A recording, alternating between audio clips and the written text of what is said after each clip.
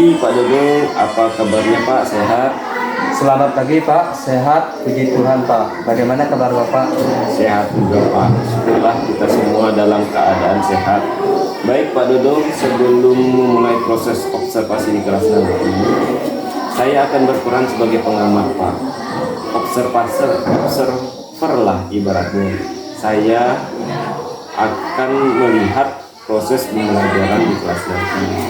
Namun sebelum Bapak memulai pembelajaran di kelas, ada beberapa hal yang perlu saya sampaikan sebagai observasi terkait pentingnya kita berpusat pada murid dan pembelajaran agar Bapak juga mengetahui. Observasi yang akan menjadi rubrik penilaian saya berharap Bapak sudah mengerti pembelajaran berdiferensiasi dan juga kompetensi sosial emosional yang sangat penting dimunculkan dalam proses pembelajaran ya Pak. Kita saat ini bukan lagi dituntut, akan tetapi sudah menjadi kesadaran kita bersama bahwa pembelajaran yang berpusat pada murid dan selalu mengerti akan kemauan murid dalam belajar sudah mesti menjadi keharusan kita sebagai guru. Ya, dan tentunya Bapak juga sudah memiliki kemampuan dalam hal ini. Kurang lebih itu rubrik yang akan saya lakukan. Bagaimana Pak, bisa dipahami? Iya Pak, saya sangat paham dan mengerti arahan Bapak. Oh baik Pak.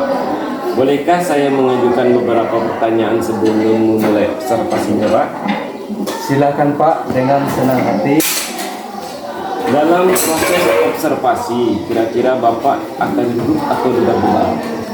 Kemungkinan sih Pak, tapi saya akan cepat mengkoordinasikannya Pak. Oh baik Pak, belajar seperti biasa aja ya Pak. Kemudian nih Pak, mana sih yang akan menjadi Bapak kembangkan dan menjadi fokus prioritas Bapak dalam proses observasi nanti di kelas? Saya akan mengembangkan dan fokus di kemampuan kompetensi sosial emosional murid dan juga kemampuan murid dalam berkolaborasi Pak. Baik Pak, luar biasa sekali yang Bapak ingin capai. Nah, dari dua kompetensi ini, kira-kira bagian mana secara spesifik yang Bapak ingin kembangkan? Sepertinya saya lebih ingin mengembangkan bagian kompetensi kesadaran diri Pak, supaya saya bisa menggali potensi murid dan kemampuan nanti murid. Kemudian nanti murid saya bisa menemukan solusi yang tepat atas gaya belajar yang mereka inginkan Pak. Bagus sekali Pak. Memang kesadaran diri merupakan hal yang diperlukan murid dalam menjadi murid yang berinisiatif. Pertanyaan terakhir, perihal indikator ketercapaian, tolak ukur yang bagaimana yang akan Bapak tuju dalam observasi nanti? Tentunya yang saya tuju yaitu menerapkan alur pembelajaran berdiferensiasi dengan ikut menerapkan kompetensi sosial emosional untuk menggali seluruh potensi yang ada pada murid Pak. Semoga semua indikator yang sudah Bapak jelaskan bisa berjalan dengan baik dalam proses pembelajaran dan potensi murid tergali dengan maksimal. Hanya itu yang ingin saya tanyakan. Setelah ini Bapak mungkin kita bisa mulai observasi di kelas. Terima kasih Pak. Oke Pak, Bapak sudah siap? Sudah Pak. Ayo Pak, mari kita ke kelas yang akan kita observasi.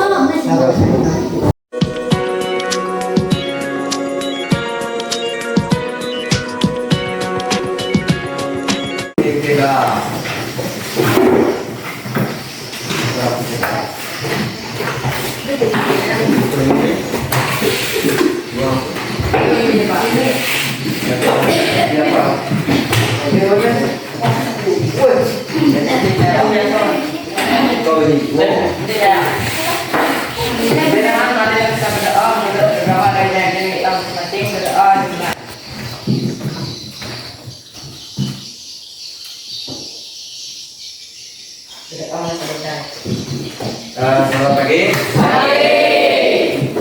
Jadi pertemuan kita hari ini yaitu di bab 1. aktivitas permainan bola besar. Nah, sebelum Bapak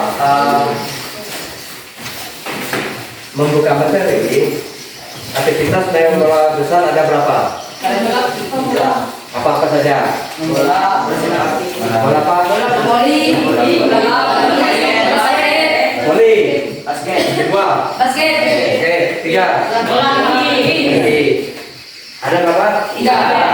Kok kenapa bola besar tidak masuk bola besar? Bukan masalah, ukuran bolanya. Masuk kan? Kenapa tidak disebut? Itulah. Nanti kita masuk ke sebenarnya permainan sepak bola. Di dalam permainan sepak bola, waktu bermain berapa menit? Babak? Babak keseluruhannya? 60 di luar waktu kita tambahan. Jadi babak pertama yaitu 2 kali 45.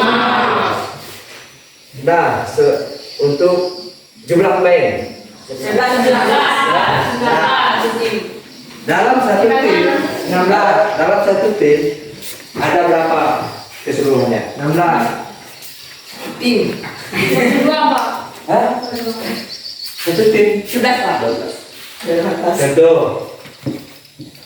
tim Anja dengan tim Riba ada berapa? 22.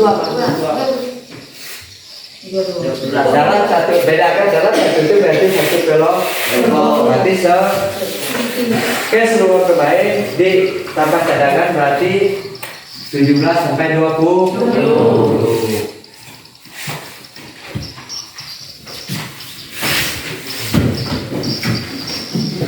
Teknik dasar atau gerak spesifik permainan bola besar apa saja teknik dasar?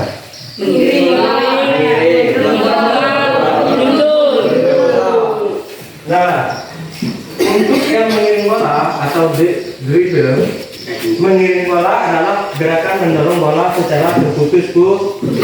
Contoh, pas kita pemanasan yang zigzag, bisa tahu zigzag? Nah, itu terputus. Bola tidak jauh dari kaki sambil berlari. Berarti kalau kita hobinya di kaki kanan, berarti bola kita di kaki kanan kita bang. Nah, kemudian lagi yang kedua, mengontrol bola atau dribbling. Mengontrol bola merupakan cara permainan bisa mengatur keadaan bola sehingga bola bisa dengan mudah dikuasai. Dribbling dapat dilakukan menggunakan kaki bagian luar, kaki bagian dalam, tubuh kaki, dada, paha, dan kepala. Dribbling untuk bola boleh pakai kaki bagian dalam, boleh pakai kaki bagian luar.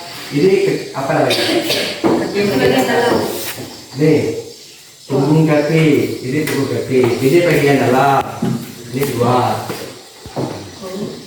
Boleh nggak ini? Begitu bola. Boleh. Paha, ada paha, mana paha? Paha. Ketika bolanya capai, bisa kita kontrol dengan paha. Kepala, bisa nggak? Bisa. Dada, bisa. Paha, ya? Yang ketiga, menimbul atau bagian badan. Lari menjemput arah datangnya bola dan pandangan mata tertuju ke arah bola. Kenapa harus gitu? Karena ketika arah bola datang dengan jarak kita dengan bola jauh, berarti kita harus menjemput bola. Ibaratnya kita berlari tujuan ke bola. Yang kedua, Dorongan, panggul dan kekuatan kedua lutut. Kaki diluruskan, badan diayun ke depan sehingga dahi dapat mengiring bola. bola ya.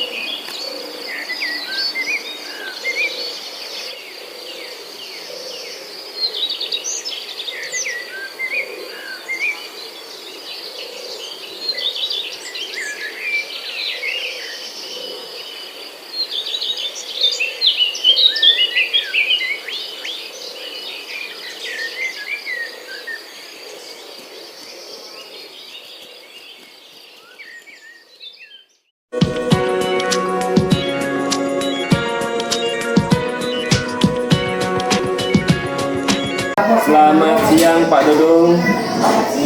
Terima kasih telah menyediakan waktu untuk berbicara dengan saya. Saya ingin membahas hasil observasi yang telah saya lakukan di kelas sebelumnya.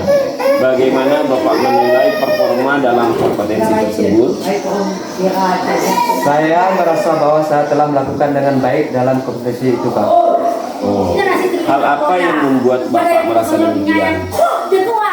Saya merasa telah mampu melaksanakan pembelajaran berdiferensiasi dan kompetisi sosial emosional murid dengan baik, Pak. Izinkan saya berbagi hasil pengamatan saya ya Pak.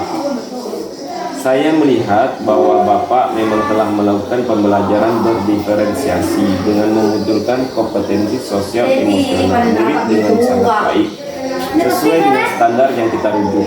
Bagaimana pendapat Bapak tentang hal ini? Saya senang mendengarnya, Pak. Terima kasih atas umpan baliknya. Namun demikian Pak, saya juga melihat aspek-aspek yang masih dapat ditingkatkan. Misalnya saat observasi tadi, saya perhatikan Bapak melakukan pembagian kelompok. Ada kelompok yang masih kurang maksimal dalam pembelajarannya, yang sebetulnya dan seharusnya sesuai yang kita harapkan. Bagaimana pandangan Bapak? Saya mengerti. Saya akan berusaha untuk lebih meningkatkan lagi, Pak. Ya, dari diskusi kita, apa langkah konkret yang akan Bapak ambil untuk meningkatkan performa pada kelompok kolaborasi ini, Pak?